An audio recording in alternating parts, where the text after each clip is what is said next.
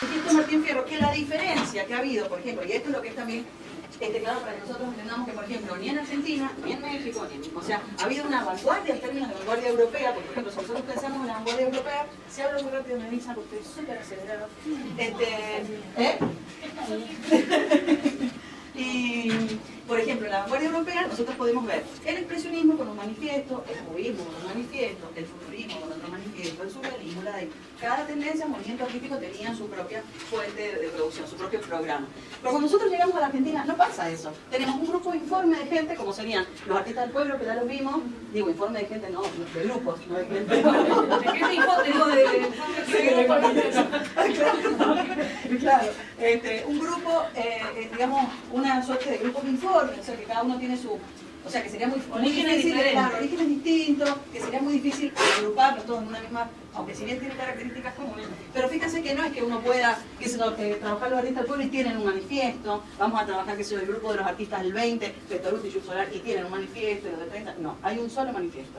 Por lo menos para esta primera modernidad. Distinta va a ser para la década del 40-50, que ya sí se puede hablar de vanguardia, porque son movimientos creadores muy originales, Cormadi, Cosiche, bueno, todo lo que fue el arte concreto en Argentina, que justo alguien me iba a trabajar ahí que me hablaba, que ahí ya sí se puede hablar de vanguardia. Entre el 40 y el 70 en Argentina se puede hablar de vanguardia. Entre el 1920 y 1940, modernidad. ¿Se entiende?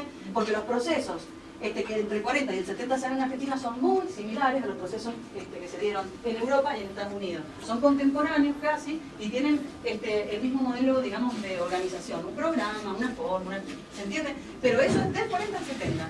Entre el 20 y el 40, que es lo que estamos viendo, hay que hablar de modernidad artística porque hay un solo manifiesto que además se produjo para las letras.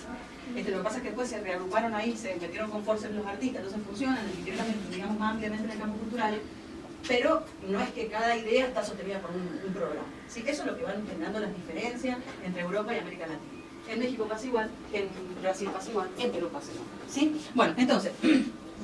Atendiendo a lo que dice el manifiesto de Martín Fierro, se publica en una revista, en el primer número de la revista que se llama Martín Fierro, fíjense cómo la modernidad busca, de alguna manera, anclar su pensamiento en algo que es como autóctono, muy de identidad nacional, que es Martín Fierro, ¿sí? El Martín Fierro José Hernández. Es publicado en el año 1924 y vamos a ver, obviamente que esto es medio críptico, ya sabemos cómo están escritos los manifiestos, este tema es críptico, en todo caso, o sea, cuesta más por ahí entender lo que se está diciendo que los manifiestos, por ejemplo, que el manifiesto futurista. Pero bueno, vamos a ver, y esto es lo que yo quiero que ustedes vean, les voy a tirar algunas puntas para que mientras vayamos leyendo vayan pensando en esa dirección, qué vínculos, por ejemplo, podemos identificar entre este manifiesto y el futurismo, por ejemplo, ¿sí? ¿Por qué razón? Porque tiene una base, que ya les había dicho yo que el futurismo es la base del resto de los manifiestos, y también vamos a ver qué es lo que plantean como modelo estos artistas argentinos. Entonces ellos dicen, frente a la impermeabilidad hipopotámica del honorable público, frente a la funeraria solemnidad del historiador y del catedrático, que momifica cuanto toca, gracias por lo que toca, hay que decir, frente al recetario que inspira las elucubraciones de nuestros más bellos espíritus y la afición al anacronismo y al mimetismo que demuestran, frente a la ridícula necesidad de fundamentar nuestro nacionalismo intelectual, hinchando valores falsos que al primer pinchazo se desinflan como chanchitos. Están los chanchitos.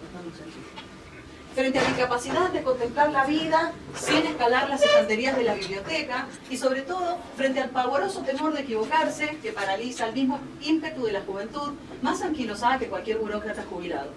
Martín Fierro siente la necesidad imprescindible de definirse y de llamar a cuantos sean capaces de percibir que nos hallamos en presencia de una nueva sensibilidad y de una nueva comprensión que al ponernos de acuerdo con nosotros mismos nos descubre panoramas insospechados y nuevos medios y formas de expresión.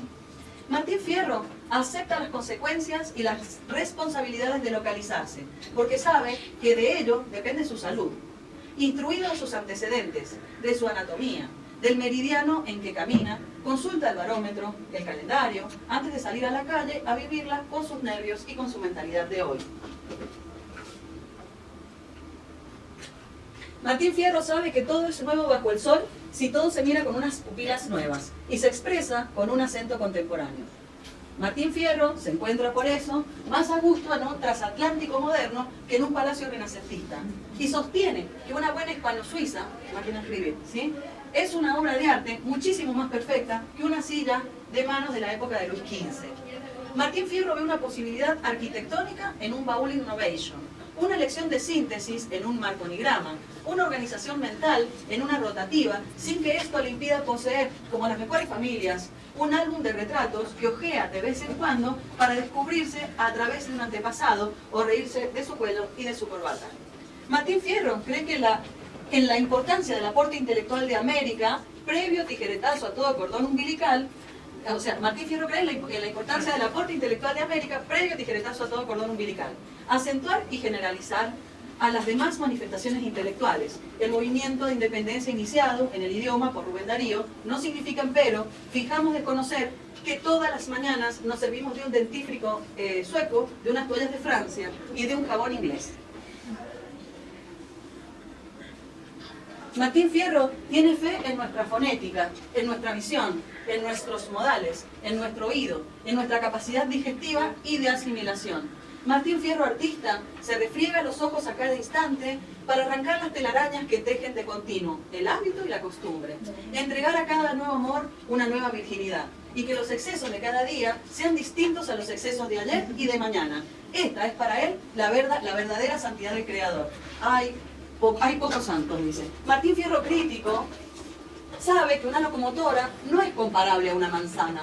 Y el hecho de que todo el mundo compare una locomotora a una manzana y algunos opten por la locomotora, otros por la manzana, rectifica para él la sospecha de que hay muchos negros, hay mucho más negros de lo que se cree. Acá pensemos situaciones focales, después lo discutimos, no griten todavía.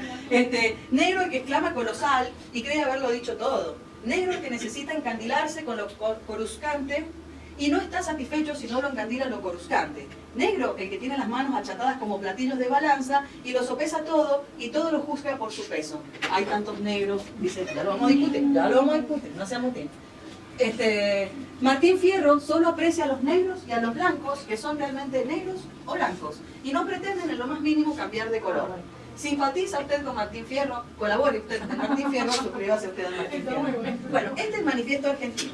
¿Qué podemos decir después? Si quieren lo leemos en parte, vamos analizando qué es más o menos las cuestiones centrales que plantean. Pero ¿qué es lo que tienen para decir de lo que hemos leído? ¿Qué les ha quedado? ¿Qué pueden comparar con el manifiesto futurista? ¿A qué apunta este programa? Está hablando de valorar lo que tiene el pueblo, o sea, lo que ellos quieren, de no mirar tanto a Europa y quedarse con como decía, las manzanas o los trenes, no quedarse con esas dos imágenes, o sea, de tirarse por un lado y tirarse por el otro, sino que tomarlos y como rearmarlos.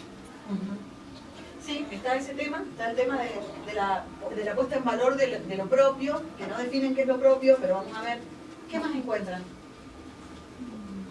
A ver, este ejercicio lo vamos a hacer porque tiene que ser por el trabajo. O sea, ya lo hicimos con el futurismo y vamos a repasar. Vamos a volver de nuevo y lo vamos a tomar de entradita, si de paso les queda como modelo. Y vamos a ir pensando qué de estas cosas, ya que hemos estado viendo arte argentino hace poquito, podemos pensar, cómo las podemos pensar en las obras, estas cosas que se están diciendo acá. ¿Qué es lo que ustedes tienen que hacer? Bueno. Entonces, esto no importa a los principios porque dice frente a la impermeabilidad hipopotámica del honorable público, frente a la funeraria solemnidad historiador y catedrático que momifica cuanto toca. Acá estamos, manifiesto futurista, que vemos la biblioteca, rompamos todo. Es lo mismo ahí, el mismo concepto. Después dice, frente al recetario que inspira las elucubraciones de nuestros más bellos espíritus y la afición al anacronismo y al mimetismo que demuestran. ¿Anacronismo? ¿Saben qué es? Sí, es como... Sí, hay muchas cosas, sí, desde otro tiempo, exactamente. Y mimetismo está referenciando esta idea del arte de la mímesis, ¿sí? Dice, frente a la ridícula necesidad de fundamentar nuestro nacionalismo. Allí están tirando cachetazo a Fader, exactamente. Cachetazo Fader. Frente a la ridícula necesidad de fundamentar nuestro nacionalismo intelectual, hinchando valores falsos que al primer pinchazo se desinflan como chanchitos, ¿sí? Eso es lo que ellos pensaban del grupo Nexus y de todo lo que el trabajo práctico número 1. Dice, frente a la incapacidad de contemplar la vida sin escalar las estanterías de la biblioteca, o sea, mucho libro, mucho trabajo intelectual y menos experiencia. De lo que está diciendo, lo que está diciendo es más experiencia, menos trabajo intelectual. Está criticando eso, la ponderación de lo intelectual sobre la experiencia, el sujeto que transita por la vida, exactamente. Dice, y sobre todo, frente al pavoroso temor de equivocarse que paraliza el mismo espíritu de la juventud, más anquilosada que cualquier burócrata jubilado. O sea, que el temor a equivocarse por ahí paraliza el avance, o sea, que es mejor el error que la quietud, está diciendo. Martín Fierro, y acá sí podré encontrar algo para aplicar, ¿sí? Martín Fierro siente la necesidad imprescindible de definirse y de llamar a cuantos sean capaces de percibir que nos hallamos en presencia de una nueva sensibilidad, eso sí se puede empezar a analizar en obra, y de una nueva comprensión, eso también se puede empezar a analizar en obra, que al ponernos de acuerdo con nosotros mismos nos descubre panoramas insospechados, y nuevos medios y nuevas formas de expresión. Ese párrafo que lo pueden agarrar y pueden trabajar con el texto de Diana Wexler cuando habla del realismo del nuevo puño, la nueva sensibilidad, la necesidad de experimentación, el aporte de elementos que por ahí el collage, en el caso de Berni. Todo eso se puede analizar a la luz de este concepto, o de este párrafo, ¿sí? Martín Fierro acepta las consecuencias y las responsabilidades de localizarse. ¿Qué está diciendo acá? Martín Fierro acepta las consecuencias y las responsabilidades de localizarse, porque sabe que de todo ello depende su salud. Instruido de sus antecedentes, de su anatomía, del meridiano en que camina, consulta el barómetro, el calendario, antes de salir a la calle, a vivirla con su nervio y con su mentalidad de hoy. ¿Qué está diciendo ahí? Se define. Claro, se posiciona. Se reconoce el mundo. Claro. Martín Fierro siente la necesidad de localizarse, o sea, de estar acá, en un lugar, en un tiempo y con problemas de ese lugar y de ese tiempo, ¿sí? Y que hay que identificarlo, por eso dice, saca el barómetro, saca esto, como diciendo elementos de medición o de precisión que posibilitan, esto es muy metafórico, está escrito por un poeta, ¿sí? Esa es la dificultad metafórica que tiene este trabajo, Oliverio Girondo, que es alucinante. Ese libro Espantapájaros de a mí me alucina. Bueno, entonces, eso es lo que estaríamos descifrando de esta cuestión, ¿sí? Entonces hay una necesidad de localización. O sea, no es lo mismo producir acá que en cualquier otro lugar. Eso es lo que está diciendo. Y además, una puesta en valor de la actualidad, de lo nuevo, de lo contemporáneo, del momento. ¿Sí? Eso de la mentalidad de hoy. Martín Fierro sabe que todo es nuevo bajo el sol si todo se mira con unas pupilas actuales y se expresa con un acento contemporáneo. Esto también es aplicable, porque si nosotros pensamos en Sin pan y sin trabajo, del año 1890, y pensamos en Manifestación de Antonio Berni, que es como una reversión de esa propuesta, pero trabajándola en el sentido potencial, uno puede entender cómo ese tema se ha revisitado a la luz de o poniéndose nuevas gafas, ¿sí? A la luz de un nuevo problema, que es el impacto del socialismo, el impacto del anarquismo, de una problemática social que es la década del 30, con la caída de la bolsa a nivel internacional y el primer golpe de Estado en Argentina en el 30. Todas esas cosas reconfiguran un panorama que la obra de Berni va a ser absolutamente distinta, pero que la podemos poner en diálogo y ambas van a dar idea de un contexto específico, ¿sí? Entonces, dice, bueno, eso es lo que está diciendo con el acento contemporáneo, porque se podría seguir pintando como lo hacía Fada, si queremos, ¿sí? Dice, Ahora no hay posibilidad de decir. Claro, yo les estoy señalando cómo tienen que leer un manifiesto para pensar obras, porque a ustedes lo que les cuesta mucho es leer y elaborar un vínculo, un cruce entre lo que leen y lo que viven y lo que observan. Entonces, como ustedes tienen que trabajar sobre manifiesto, yo les estoy enseñando más o menos cómo leerlo y dónde identificar estos elementos que no son, claro, que no van a decir en el arte moderno hay que hacer esto y hay que hacer el otro. Es muy metafórico, pero se desliza todo el tiempo en estos textos cuál es la localización, o sea, esta localización de la que ellos hablan, ¿sí? Entonces dice, Martín Fierro se encuentra por eso más a gusto en un transatlántico moderno que en un palacio renacentista. Esto es muy, muy trucho, porque esto está muy sacado del manifiesto futurista, que nada tiene, porque si tenemos que localizarnos, ¿para qué estamos hablando de Luis XV? ¿Para qué estamos hablando del Renacimiento? Eso se nota que es una transpolación de algo europeo a algo americano, ¿sí? Por los ejemplos. Entonces, claro, entonces dice, Martín Fierro se encuentra por eso más a gusto en un transatlántico, como decían los futuristas, ¿se acuerdan? Es mejor, no me acuerdo, una máquina de vapor que la victoria en Samotracia. Lo mismo, lo que está diciendo acá, le cambió el modelo, nada más. Pero ahí es donde aparece también que el futurismo influyó en todos los manifiestos, ¿sí? Hay un periodismo que están haciendo ahora con fotografías que han sacado de la revolución en Chile, con la victoria de con la libertad que da el pueblo. Esa foto la voy a buscar, la voy a poner al lado de la libertad que da el pueblo cuando la dé, porque es así, piel de gallina, como bien dicen. Y no cuando la vi no era, bueno, igual sí, la foto más que giró por todo el mundo, así que ya la voy a encontrar. Bueno, entonces fíjense que acá dice, Martín Fierro se encuentra por eso más a gusto en un transatlántico moderno que en un palacio renacentista. Ahí estamos a favor del futuro y estamos desdeñando la tradición. Esto es muy trucho, o sea, es muy, ¿cómo le puedo decir? Muy implante, muy trasplante, ¿sí? En ese sentido. Copy-paste. Copy-paste sin considerar el contexto, ni la localización, ni el barómetro, ni ninguno de esos elementos que tenía para medir. Entonces dice, y sostiene que una buena hispano-suiza es una obra de arte muchísimo más perfecta que una silla de manos de la época de Luis XV. Todo ese concepto del mismo lugar. Es mejor el futuro que el pasado. Hay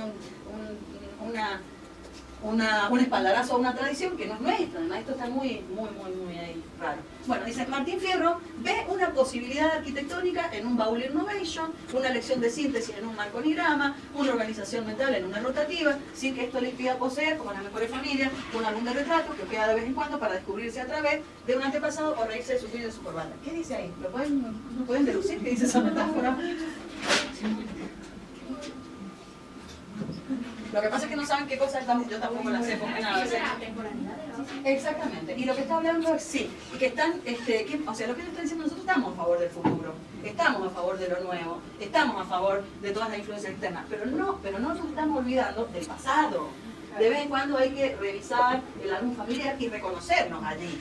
Eso es lo que está diciendo, ¿sí? Aunque no sea reconocernos, aunque haya una cosa que nos dé un poco de vergüenza. Claro, dice, estamos a favor de lo más nuevo, estamos a favor de lo nuevo, porque esto es a favor de la novedad, pero no podemos desconocer que nosotros nos reconocemos también en un pasado. Ahora vamos a ver en qué pasado, porque ese pasado, cuando dice lo familiar, da mucho a lo personal, pero está hablando más de un pasado, es una metáfora, pero está hablando del pasado argentino, de América Latina.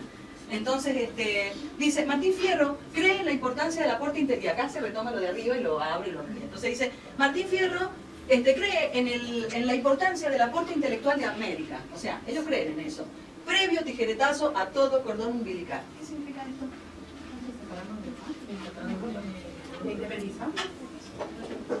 Vamos a seguir. Acentuar y generalizar a las demás manifestaciones intelectuales. No. ¿Cuál es el cordón? ¿Cómo se le dice a Europa? ¿Cómo se le dice a Europa? La madre patria. Claro. Entonces Eso. Pero fíjense que tampoco el tijeretazo que ellos proponen es un tijeretazo a ciegas, porque entienden que es un problema, que somos, o sea, a lo mejor no lo pensaron así, pero lo están pensando, que somos países postcoloniales, y a un país postcolonial no le puedes cortar nunca la tijera a la madre patria, porque ya es nuestra propia formación, es nuestra sangre, ya somos mezclas, una cosa con otra. la idea de país es europea. Claro, exactamente. La idea de modernidad es europea. La idea de civilización es europea.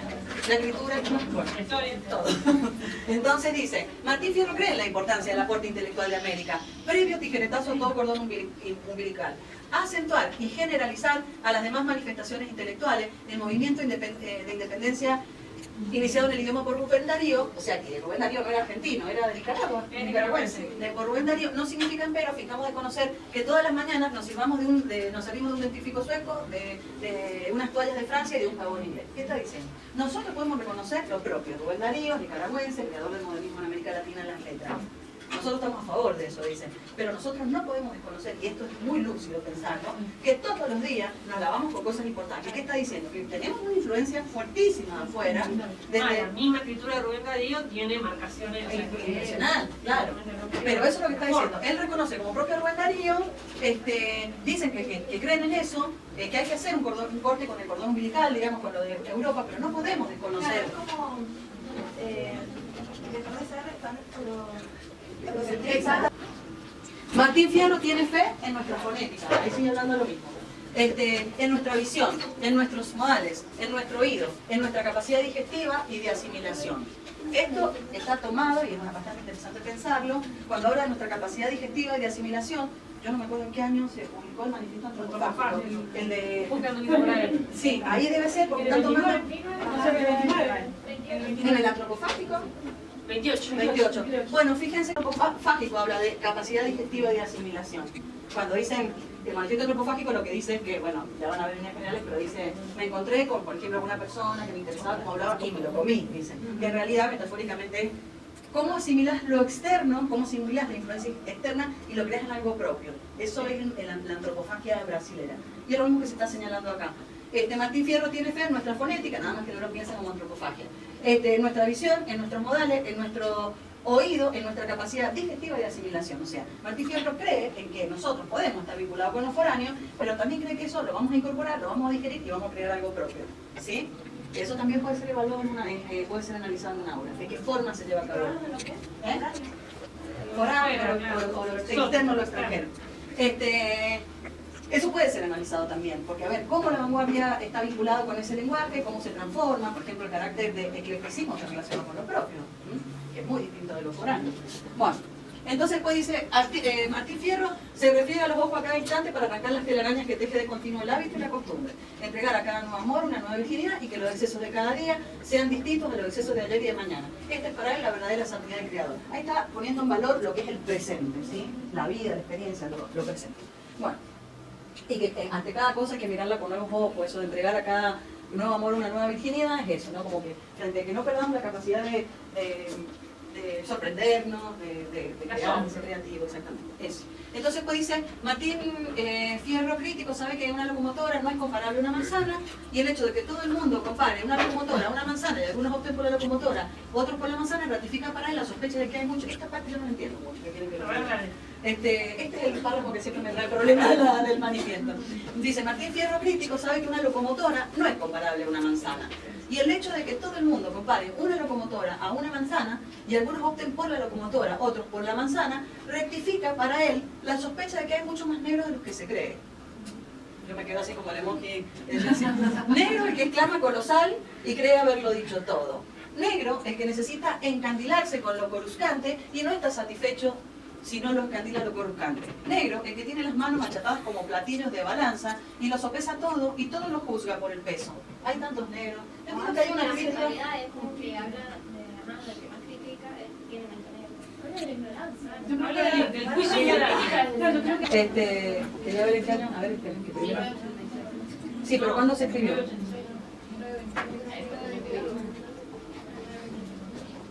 1921, fíjense que es anterior al manifiesto de Martín Fierro, ¿sí? Se publica en la revista El Machete, periódico obrero y campesino, ¿eh? Vamos viendo, acá está bueno, porque fíjense que Martín Fierro es un texto manifiesto que se publica, un grupo situado en la calle Florida, donde estaba Jorge, donde estaba Luis Redondo, donde estaban los artistas que habían viajado por su cuenta con dinero propio. O sea, esto nos está dando cuenta aquí en grupo, completamente opuesto a esto, ¿sí?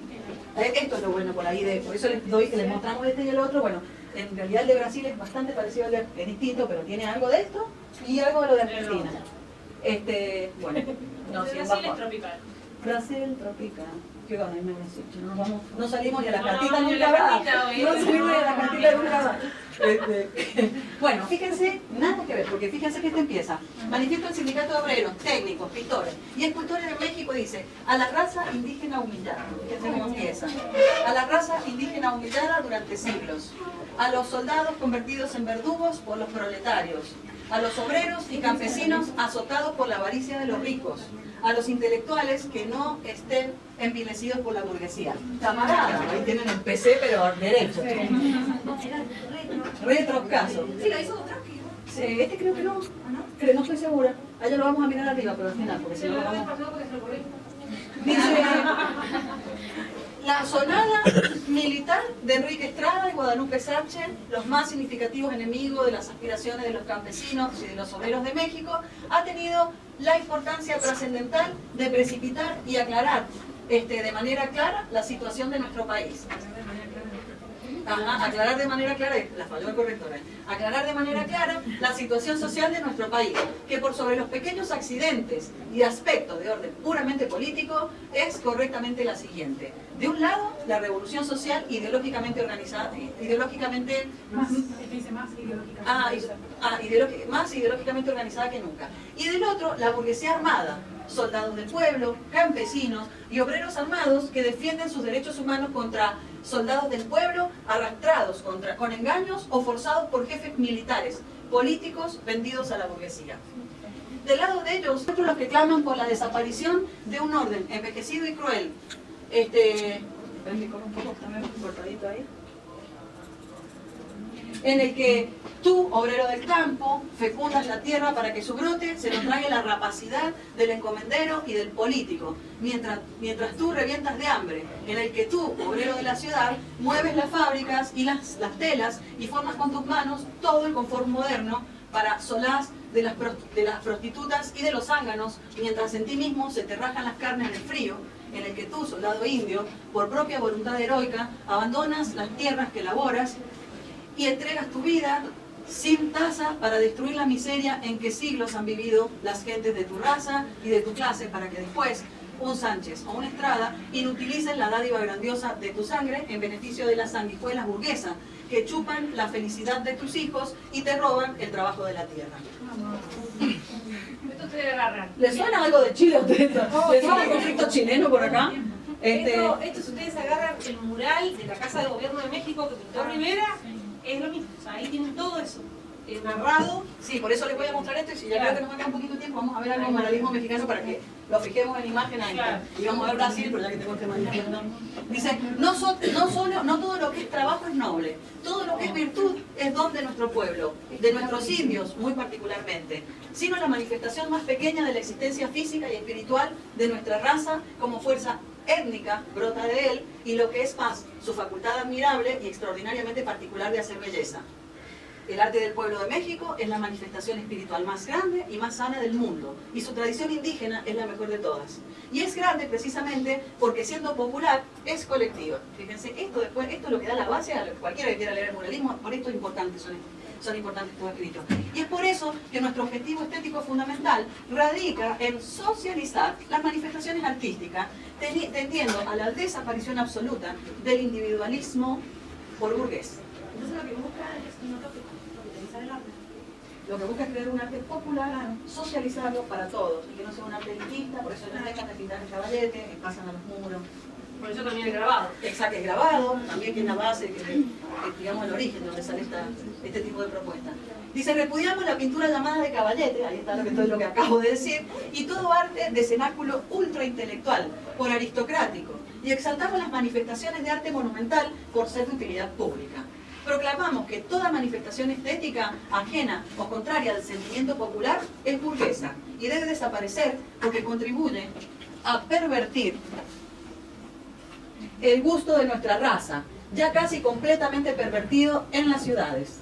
Proclamamos que siendo nuestro momento social de transición entre el aniquilamiento de un orden envejecido y la implantación de un orden nuevo, los creadores de belleza deben esforzarse porque su labor presente un aspecto claro de propaganda ideológica en bien del pueblo, haciendo del arte, que actualmente es una manifestación de masturbación individualista, una finalidad de belleza para todos, de educación y de combate. Está muy buenísimo. Por eso le digo si le suena a Chile en estos días acá.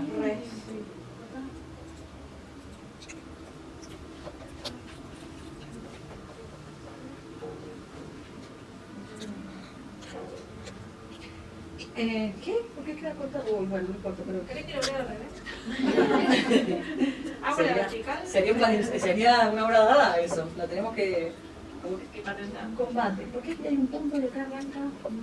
Debe estar en la página y la página 2 está en la 4. Claro, no importa. Vamos a seguir leyendo así porque es una complicación. Total, ya vamos entendiendo de qué se trata la cosa. Dice, nuestra labor en su mayor parte es extemporánea y se desarrolla incoherentemente sin producir casi nada perdurable que responda al vigor de nuestras grandes facultades raciales. Apartados como estamos de las nuevas tendencias de sólida orientación a la que prejuiciosamente recibimos con hostilidad, adoptamos de Europa únicamente las influencias fofas que envenenan nuestra juventud, ocultándonos los valores primordiales. La anemia de Obreb, bueno, el nombre de que dice Anglada Camarasa, lo encuentro, uno de los artistas que influyó Entonces dice, de principios del siglo XIX a nuestros días, las manifestaciones plásticas de España revelan una marcada decadencia. Las últimas exposiciones colectivas de Madrid, a las que concurrieron las fuerzas representativas del arte español contemporáneo, llenan el corazón de desencanto, arte literario tradicional, arte teatral a manera de zarzuela folclorista, que por afinidad de su raza nos ha contagiado terriblemente. Suñer, Picasso y Juan Gris, tres españoles de genio y de su época, hace muchos años que tendieron ávidamente los brazos a Cézanne y oyeron la voz cascada de Renoir. Felizmente surge en España un grupo de pintores y escultores que sienten la inquietud del momento, inquieren, se libertan del peso enorme de su gran tradición y se universalizan, grupo formado en su mayor parte por catalanes. Ahí participó Bonora Borges, ahí en el grupo catalán, ¿se acuerdan que lo vimos? Dice, ¿qué dice?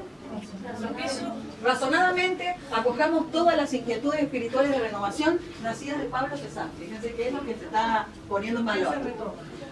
Dice, claro, razonadamente acogemos todas las inquietudes espirituales de renovación nacida de Pablo Cézanne a nuestros días. La vigorización sustancial del impresionismo, el cubismo de curador productivo de sus diferentes ramificaciones, el futurismo que aportaba nuevas lanzas emotivas, no el que intenta aplastar ingenuamente el anterior proceso invulnerable. La novísima labor reveladora de las voces clásicas, Dada aún está en gestación, verdades afluentes de gran caudal. ¿Qué tal? O sea, fíjense el conocimiento de la vanguardia que tienen. Sí, eso es importante que con esto que esta gente viajó estuvo muy en contacto con la vanguardia. Entonces dice, Dada, esta agitación, verdades afluentes de gran caudal, cuyos múltiples aspectos psíquicos encontraremos fácilmente dentro de nosotros mismos. Teorías preparatorias más o menos abundantes en elementos fundamentales que han devuelto a la pintura y la escultura su natural finalidad plástica, enriqueciéndola con factores admirables. Ahí podemos ver, ahí está el programa, vamos a ver en los murales. La recuperación de lo indígena y la puesta en valor de la vanguardia. Entonces su influencia es Pablo Cézanne y de Cézanne hasta nuestro día, que es 1921, los días de él, ¿sí? O sea, Pablo Cézanne, el cubismo, el expresionismo, el fauvismo, ahí lo vamos a ver en los murales. Entonces dice, como principio ineludible... Dice, perdón, sí. Esa revalorización de las voces clásicas. Ahí hace referencia a la clásica vanguardia europea, pero también, por la formación que había tenido Rivera, sobre todo en Europa, hay que aclararlo, él se había visto todos los murales de la religión católica, sobre todo muy influenciado por el Giotto. La capilla del Giotto, en San Francisco de Asís, por la forma narrativa que tiene, si tienen la posibilidad de googlear, van a ver que es muy similar a la forma que él tiene de narrar en el Palacio Nacional. Y justamente el Giotto tiene una tendencia pre-renacentista, proto-renacentista se dice, o menos anterior, proto-renacentista, van a ver que hay cuestiones de rebatimiento todavía, cosas que no son del todo de la perspectiva, del todo furor, que hacen pensar en Cézanne, que hacen evocar a Cézanne. Sí. Eso. ¿Qué hora tenías, Ana? Son las... Sí, no dice cualquiera vez, me olvidé el teléfono, me olvidé esto, del todo. Dice, como principio ineludible en la cimentación de nuestro arte, reintegraremos a la pintura y a la escultura sus valores desaparecidos, aportándole a la vez nuevos valores. Como los clásicos, realicemos nuestra obra dentro de las leyes inviolables del equilibrio estético. Como ellos, o sea, como los clásicos, o sea, que hay algo del clasicismo renacentista, ¿sí? Como los clásicos, realicemos, fíjense, acá sí que hay un programa que lo pueden identificar en las obras, ¿eh? Ya señaló Cézanne, ya está de Renacimiento. Dice, como los clásicos, realicemos nuestra obra dentro de las leyes inviolables del equilibrio estético. Como ellos, seamos hábiles obreros y volvamos a los antiguos en su base constructiva, en su gran sinceridad, pero no recurramos a motivos arcaicos, o sea, los temas, no recurramos a motivos arcaicos que nos serán exóticos. Vivamos nuestra maravillosa época dinámica. Amemos la mecánica moderna que nos pone en contacto con emociones plásticas inesperadas. Los aspectos actuales de nuestra vida diaria, la vida de nuestras ciudades en construcción, la ingeniería sobria y práctica de nuestros edificios modernos, desprovistos de complicaciones arquitectónicas, moles inmensos de hierro y cemento clavados en la tierra, los muebles y utensilios confortables, materia plástica de primer orden. Cubramos lo humano invulnerable. Esto es retro, claro, porque los que arman programas así muy detallados son los del PC. Cubramos lo humano invulnerable con ropajes modernos, sujetos nuevos, aspectos nuevos. Debemos ante todo tener el firme convencimiento de que el arte del futuro tiene que ser, a pesar de sus naturales decadencias, transitorias, ascendentemente superiores. Y si sigue lo vamos a cortar para ver, bueno, ya terminamos. Ya esperé que quiero acá.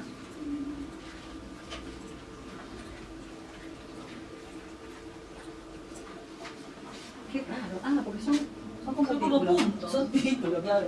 Dice, dibujamos siluetas con bonitos colores. Al modelar nos interesamos por arabescos epidémicos y olvidamos de concebir las grandes masas primarias. Cubos, conos, esferas, cilindros, pirámides, que deben ser el esqueleto de toda arquitectura plástica. Cesanazo mal. ¿Sí? Sobrepongamos los pintores el espíritu constructivo al espíritu únicamente decorativo. Claro. O sea, construcción versus decoraciones, acá la guerra. El color y la línea son elementos expresivos de segundo orden, lo fundamental, la base de la obra de arte. Es la magnífica estructura geometral de la forma con la concepción, engranaje y materialización arquitectónica de los volúmenes y la perspectiva de los mismos, que haciendo términos crean la profundidad del ambiente. Crear volúmenes en el espacio, según nuestra objetividad dinámica o estática, seamos ante todo constructores. Amasemos y plantemos sólidamente nuestra propia conmoción ante la naturaleza con su espejo minucioso a la verdad. Especifiquemos particularizando sin ambigüedad la calidad orgánica de los elementos plásticos agrupados en nuestra obra, creando materia consistente o frágil, áspera o tersa, opaca o transparente, etc. Y su peso determinado. La comprensión del admirable fondo humano, del arte negro, del arte primitivo en general, dio clara y profunda orientación a las artes plásticas perdidas 4 siglos atrás en una senda opaca de desacelero, de desacierto. Acerquémonos por nuestra parte a las obras de los antiguos pobladores de nuestros valles, los pintores y tutores indios, mayas, aztecas, indios, etcétera, incas, perdón, etcétera. Nuestra proximidad climatológica con ellos nos dará la asimilación del vigor constructivo de sus obras, en las que existe un claro conocimiento elemental de la naturaleza que nos puede servir de punto de partida. Adoptemos su energía sintética, sin llegar naturalmente a las lamentables reconstrucciones arqueológicas, indianismo, primitivismo, americanismo, tan de moda entre nosotros, que nos están llevando a estilizaciones. Esto lo está diciendo porque hay un hombre de la arqueología en este momento. A estilizaciones de la vida efímera. Sobre su armazón consistente. Caricaturicemos, si es preciso, para humanizar.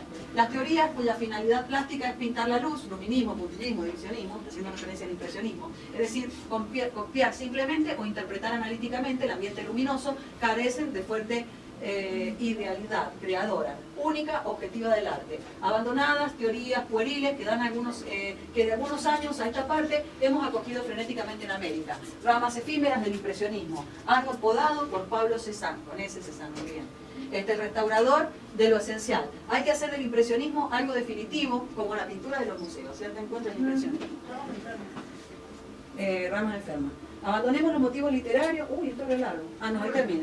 Abandonemos nuestros poetas. Producen bellos, bellísimos artículos literarios distanciados por completo del valor real de nuestras obras. David Alfaro Siqueiro, Vida Americana, Barcelona, España, año 1921. Es de su propia autoría, no es el que hace con Trotsky.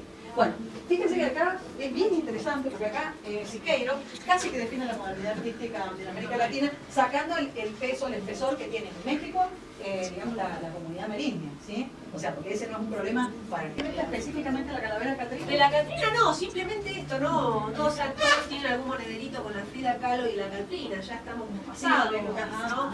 En realidad la imagen de la muerte en la mitología mexicana siempre estuvo presente. Lo que pasa es que acá se mistura con la tradición barroca. El barroco trabaja mucho con el temor a la muerte que tiene el católico culpógeno y retoma la iconografía de la calavera. Obviamente, ¿no? Estamos de acuerdo. Entonces, lo que hace Guadalupe Posada es unirse a eso, esa tradición culpógena católica y mezclarla con una tradición que poco tiene que ver con la culpa, que es la americana, aborigen mexicana. Y eso es donde él está laburando y generando esta iconografía con un poder de metáfora fenomenal. Hay otro antecedente, uno José Guadalupe Posada, el otro es Gerardo Murillo, conocido como Dr. Atl, que él se puso ese nombre que Dr. Atl es una, no sé qué significa la verdad, pero viene de la lengua, claro, de la lengua amerindia, que es el nahuatl, que todo termina en que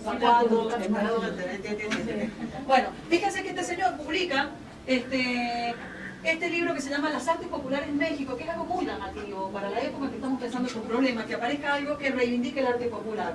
Por esta razón, el doctor Atl ha sido también considerado uno de los antecedentes o referentes, si se quiere, de los artistas muralistas.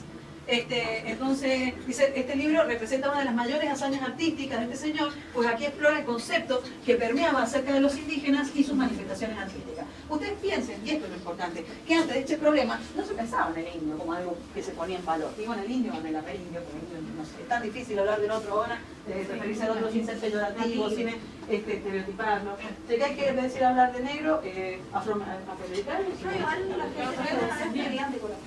o de color. Tienen su... ¿Por qué? Claro. ¿Color de qué? Color de Claro, puede ser de color. color de sentimiento.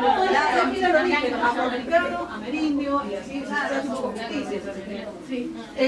Bueno, lo que yo les quiero decir es que por ahí estas cuestiones que a nosotros nos parecen medias, porque estamos mirándolo anacrónicamente desde el pasado, tenemos que entender que no eran problemas comunes acá. Piensen ustedes que en esta época se había producido la Revolución Mexicana, una gran Revolución Mexicana, que desterró, que no se pudo hacer todavía ahí, una que logró sacar a un, ¿qué les puedo decir? Una suerte de dictador mexicano, que era Porfirio Díaz, ¿sí? Y entonces se implementa una revolución que buscaba también la revolución agraria, ¿sí? que estuvo Emiliano Zapata. O sea que había una lucha por las tierras que se le expropiaron a todos los, digamos, los habitantes del pueblo originario, y había un despelote importante en México. Entonces, una vez que Porfirio Díaz es sacado del poder, que había sido, como les digo, una suerte, una dictadura en esa época, para que entendamos qué tipo de gobierno era, a través de esta revolución es sacado, asume el poder uno de los generales de la revolución, que creo que es el general Obregón, ¿sí? Y el general Obregón, que tenía ideales republicanos, contrata para el frente del Ministerio de Educación a un señor que se llamaba Vasconcelos, que hay un libro que dijo muy capo. Vasconcelos y Obregón fueron de alguna manera los que crearon el clima de recuperación o de puesta en valor de todo lo que era la tradición mexicana. ¿Sí? Lo que llamaríamos políticas culturales. Las políticas culturales. Lo que pasa es que Vasconcelos tenía una perspectiva universalista. Él tenía un espíritu universalista, intelectual, pero humanista, si se quiere, como de toda la humanidad. Entonces, eso nosotros lo podemos verificar en los primeros murales, que estuvieron muy influidos por el pensamiento de Vasconcelos. Entonces Vasconcelos empieza a contratar a un grupo de artistas para que pinten los primeros murales. O sea, el muralismo se puede dividir, creo que en 3 etapas. La primera es la de la Escuela Preparatoria Nacional, donde van a pintar, a ver, en ese momento Siqueiros y Rivera no estaban en México. El único que estaba era el que nunca viajó a Europa, que es el Orozco. José Clemente Orozco, que perdió una mano en un enfrentamiento, que no me acuerdo cuál era. Entonces hay otros muralistas que pintaron estos primeros murales en la Escuela Nacional Preparatoria y que han quedado medio así como desdibujados a la sombra de estos 3 artistas, ¿sí? que se tocaron todo. Pero sí vieron, ya vamos a ver un montón de grupos que empezaron a trabajar en la Escuela Nacional Preparatoria. Bueno, ahí tienen paisajes del doctor Atl, que también es recuperado como, digamos, parte de la tradición, pero si nosotros miramos el año, por eso no lo puse, porque a mí me habían enseñado que las obras eran antecedentes del muralismo. Y estas obras son posteriores. Así que lo único que yo puse como antecedente es el libro que publicaba en esa época. Pero sí quería mostrarles que más allá de eso, es un artista que de forma contemporánea está trabajando con los muralistas y está recuperando una dimensión, si se quiere, mexicana a partir de la representación del paisaje, pero no en términos de grupo nexo, no como un programa político estatal, ¿sí? O del Estado, promovido por el Estado. Y acá entonces aparece este primer momento, ¿sí? De los murales de la Escuela Nacional Preparatoria, donde, fíjense, muy de alguna manera les podría decir así de a poquito empieza a aparecer el tema americano. Porque si nosotros miramos, por ejemplo, todo esto que está acá, esto es muralismo, es pintura renacentista. Allá es un mutero, aquella parte de allá es un mutero, la mina sedente. Sí, fíjense. Está influenciado por la escuela clásica. Claro, y ahí se ve esa dimensión humanista que tenía Vasconcelos, que nosotros empezamos a ver estos murales, y poco y nada había de esto que acabamos de ver en el manifiesto, pero que de a poco se va incorporando. Hay una cosa interesante que también hace ecléctico al manifiesto, que ellos están en contra de lo decorativo. Lo decorativo desde un punto de vista occidental establecido por el Art Nouveau. Pero si ustedes se fijan, toda la parte central y esa repetición del elemento de las hojas, del follaje, tiene una cuestión decorativa y de aplanamiento. ¿Por qué? Porque ellos estaban descubriendo, paralelamente estaban haciendo descubrimientos arqueológicos, fundamentalmente de la zona de Bonampak, que es una zona maya, donde habían descubierto unos murales que se les voló la peluca. Claro, porque los murales estaban mantenidos casi con los colores iguales, todo, no habían sufrido el deterioro del tiempo. Entonces de ahí ellos levantan elementos que Occidente vería como decorativos propios de las culturas vernáculas. Y esos elementos decorativos aparecen, van a ver cómo aparecen en los murales, pero aparecen a la luz de esta nueva ideología.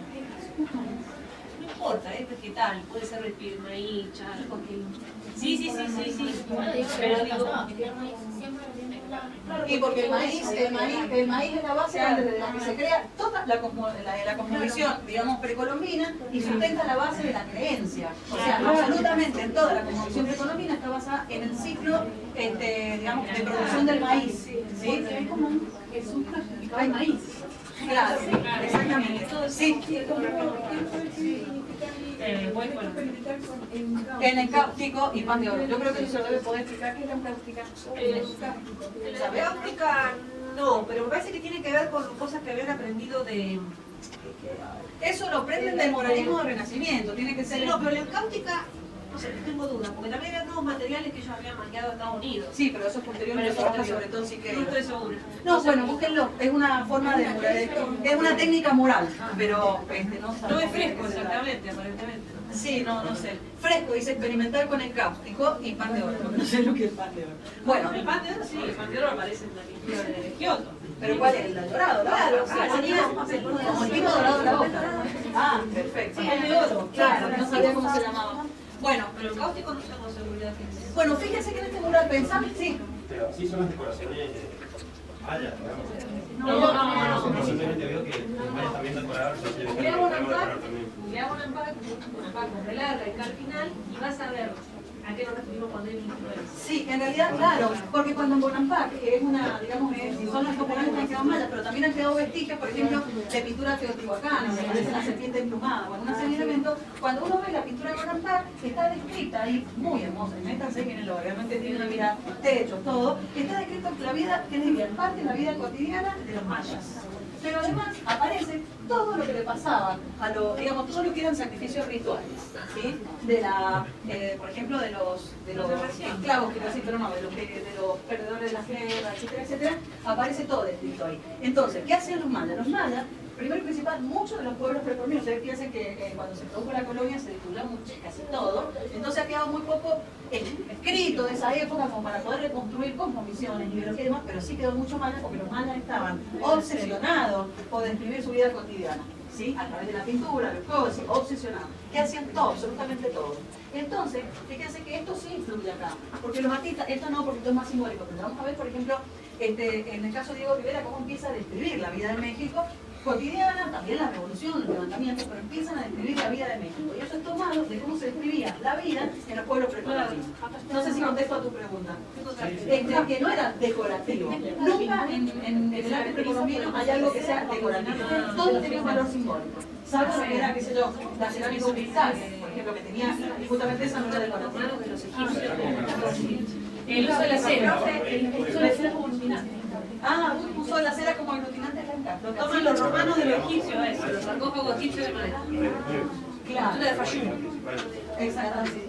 Así es. Bueno, entonces, fíjense que ¿qué es lo que nosotros encontramos de novedoso en esta obra mural, que además la pintura mural se adapta a la arquitectura, que lo tenemos que ver, ahí lo ven, es que aparece en la parte central un tema americano al menos, a lo Gauguin. Esto es lo mismo que tuviera Gauguin acá, en su fase primitiva, ahí, tirando la más honda en la dimensión monumental, etcétera, etcétera. Pero entonces, más allá de que no sea un tema que empieza de alguna manera, que vamos a ver en otro, a incorporar lo popular, que eso va a ser una de las características muy importantes del muralismo, ya por lo menos se plantea el diálogo entre Europa y México, ¿sí? Exactamente, ahí aparece ese famoso eclecticismo. Aparte el cielo que está arriba dibujado, ese cosmos aplastado, también tiene que ver con algunas explicaciones europeas del cielo, del cielo. Hay una pintura, claro, europea, cuando Europa se empieza a encontrar con Oriente, en el Renacimiento tardío, por ejemplo, bueno, en Ferrara, ¿cómo es? Hay un palacio que se llama Palacio Tifanoia, y en el palacio ese, que es del siglo XV, siglo XVI, aparecen cuestiones de la astrología de Oriente mezcladas con el catolicismo. Es un cachengue total, pero bueno, eso es lo que legitima este cachengue también, ¿no? Que aparezca el aborigen con un retrato ahí de una mina que parece una Venus, pero es una alegoría de la libertad. Hay unos leones, sí. O sea, es una mezcla, ¿no? Pero ¿viste? Empezamos a ver ese programa, el programa ese que acabamos de ver en el manifiesto aparece, recuperado la dimensión de algunos elementos del Renacimiento. La serena esto, lo otro, no sé cuánto, el equilibrio, la perspectiva también. La ¿sí? simetría. La simetría, exactamente. ¿De qué año fue el manifiesto? El manifiesto era del 21. Del 21. Acá tienen uno de los muralistas que, por ejemplo, no se conocen tanto, que es Ramón Alba de la Canal, hace esta obra que se llama El desembarco de los españoles y la cruz plantada en tierras nuevas. Fíjense que es una obra del 22 y no presenta conflicto. Acá llegan los españoles, bajan la cruz y acá no hay conflicto en el relato. Fíjense cómo, por eso les digo, hay un tema americano acá, pero no hay una representación de lo americano. ¿Sí? Y fíjense que nuevamente la representación es muy del Renacimiento. Es muy a lo renacentista esta representación. ¿Sí? Vos estás mirando para arriba, yo estás mirando vos. Es un laburo de... También para bueno, hay una lectura que también se teje por las direcciones de la mirada, ¿no? Por eso tiene que ver con la pintura de Caballete. Y entonces, mirando que está abajo. sí, claro.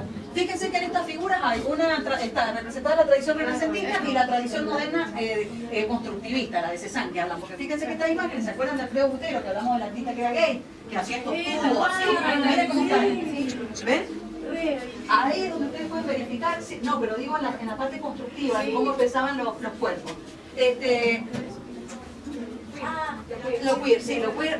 Yo la clase que viene no vengo, Ana va a dar la clase y la última clase no estoy. ¿Sí? Bueno, acá es Fermín Revuelta y acá sí es la primera obra donde aparece un tema propiamente popular, que es la Virgen de Guadalupe. ¿Sí? Ahí sí que podemos decir que si bien todo la representación, o sea, esa construcción, digamos, piramidal y todo eso es muy renacentista, muy clásica, digamos, lo que sí es, ya empieza a ser, y es muy a lo europeo esto también, lo que sí podemos identificar es esta aparición de la Virgen de Guadalupe como elemento popular. Las tunas, Ahí está. la dominancia del rojo, que en realidad vieron que la Virgen tiene la ropa roja y siempre el manto azul. Y acá le pusieron el manto azul por una cuestión de herencia de la iconografía medieval, que es algo que también en todo lo que fue la santería mexicana mestiza se conserva. Lo que pasa es que el color se pegó el vuelo ovista. Sí, acá sí. Es bueno ese azul, Es muy lindo. El azul. No, Ana, Mira Giotto. Ana, cuando vos mirás, por ejemplo, los frescos y la pintura del Renacimiento, es horrible. Y hay cosas que sí. Vos mirás y decís, ¿en serio pintaban así? ¿En serio Masacho pintaban así? Es impresionante. Y el tiempo lo posterior. Sí, yo me sorprendí con esa... Bueno, fíjense que acá sí aparece la dimensión crítica de la obra, muy a lo Paolo Uccello alucinante. Es Uccello esto, de que se llama Masacre en el Templo Mayor o la conquista de Tenochtitlán. Y acá fíjense que sí aparece el enfrentamiento polémico y ya aparece la palabra masacre. Y lo que pasa es que es todo nuevo, o sea, es como... era muy novedoso. Miren, a ver... son como revoluciones, si se quiere, de cambios de sentido que cuestan hacerla. Esto es muy hermoso, espectacular, me encanta, muy bien.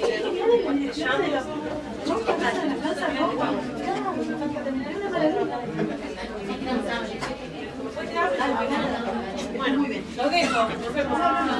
Bueno, igual ya vamos a terminar. Pero sí me interesaba, por lo menos que empecemos a ver esto. Acá sí vemos todas las chicos, no les digo que se caigan, pero bajen un poquito la voz. Pueden conversar más despacio.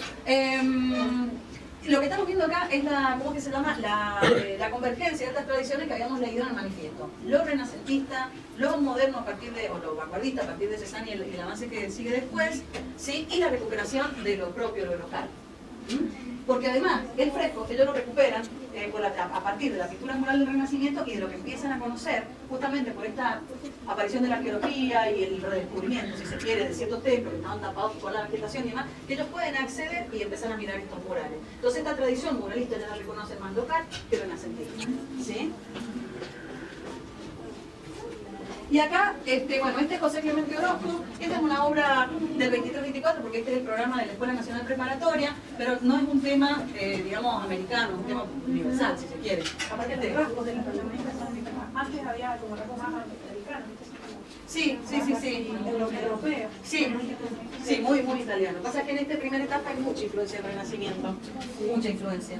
Y acá tienen un José Clemente Orozco, de 3 años después, también en la Escuela Nacional Preparatoria, que está representando la trinchera, o sea, es uno de los, digamos, de los escenarios del enfrentamiento de la Revolución Mexicana, ¿sí? Fíjense que acá aparece nuevamente, Comando y Fuerza, de alguna manera dialogando con ese mural que habíamos visto de la masacre, estas imágenes que empiezan a revelar estas problemáticas, ¿sí? De forma crítica, como una toma de posición acerca de lo que, digamos, como ha luchado el pueblo, la posición del pueblo para conseguir sus propios derechos, que es tremendo en México, Fíjense que en México le pertenecía al pueblo americano y están muertos de hambre, tirados por los costados, por ahí sin ningún tipo de cobertura de derechos. Entonces, y estamos hablando, estamos en el año 2019 y esto pasaba en el 26 y sigue pasando. O sea, no, tremendo. Bueno, y acá también, fíjense que aparece un tema popular, ya con mucho más impacto de lo que era el colorido local, lo pueden mirar en los murales de Bonaparte, que van a ver que este es un colorido local, o sea, de la pintura de los murales precolombinos. Entonces ahí aparece la fiesta del señor Chalma, que es un tema eminentemente local. Ya no hay una cosa que se vea como la Virgen de Guadalupe, ¿no? Ya no hay un enfrentamiento entre ¿cómo que se llama? Español, etcétera, etcétera, sino que es una fiesta, y les diría yo, contemporánea, acá en el frente, porque fíjense que también hay como una representación del pasado amerindio, pero además hay una fiesta contemporánea delante, ¿sí? Las vírgenes, exactamente. el colorido de las fiestas que tienen populares en México, o sea que es un tema completamente popular. Acá aparece un tema universalista también, porque no todos. Ahí estamos viendo el programa de murales de la Escuela Nacional Preparatoria, que algunos sí se lanzan y empiezan a trabajar más lo identitario propio, y otros están más en una dimensión universalista, como en este caso Siqueiro, que está pintando los elementos. ¿Sí? Pero el lenguaje es completamente moderno.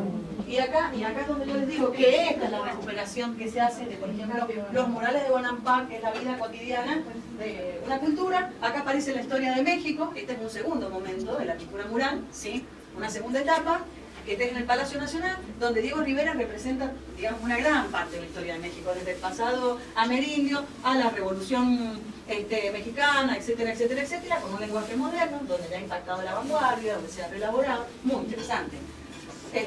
Muy interesante y con una clara intencionalidad que finalmente era utópica, y finalmente terminaba siendo utópica, de que al ser pintura mural y que esté representada en palacio, digamos, en edificios oficiales, abiertos al público, podría llegar y transmitir un mensaje más claro al pueblo. Eso no, tampoco. Imagínense llegar acá y ver esto sin cuando el pueblo mexicano, por lo menos el 70%, eran analfabetos. No se entiende nada. Sí, pero es la misma finalidad que el arte medieval, que quería contar Es la misma quería contar el cosa. relato bíblico a los ciudadanos que eran analfabetos.